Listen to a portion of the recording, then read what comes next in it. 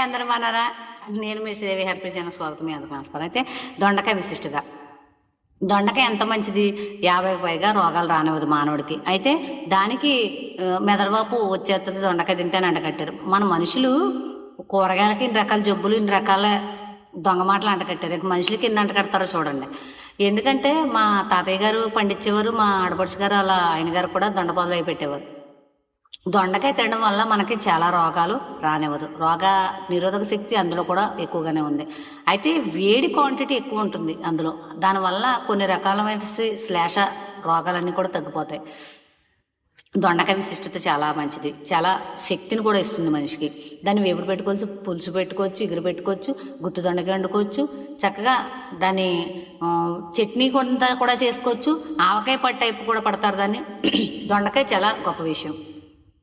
దొండకాయ తినడం వల్ల 50 రకాల రోగాలు రావట్లేదంటే దాని శక్తి మనం తెలుసుకోవాల్సి ఉంటుంది. కానీ చికెను, మటను, ఫ్రాన్స్, ఫిష్ ఇలాంటివి అయితే వీటికి ఏమి అంటకట్టలేదు. ఎందుకంటే మనకి ఇష్టం బాగా వాటిని తినడం. స్లిమ్గా ఉన్నవాళ్ళు బాగా వెయిట్ పెరిగిపోతారు. దాని గురించి ఎవరో వాటికి ఏమీ అంటకట్టరు. కానీ ఈ కాయగూరలకు మాత్రం అంటకట్టేస్తూ ఉంటారు. దొండకాయ విలువ తెలుసుకోండి. అందరూ కూడా ఆరోగ్యాన్ని పెంచుకోండి. దొండకాయ తినండి. మనం ఎలాగా పండించలేము, తక్కువ ప్లేస్లు ఉంటాయి. కొనుక్కోండి, తెచ్చుకోండి చక్కగా మీ ఫ్యామిలీతో.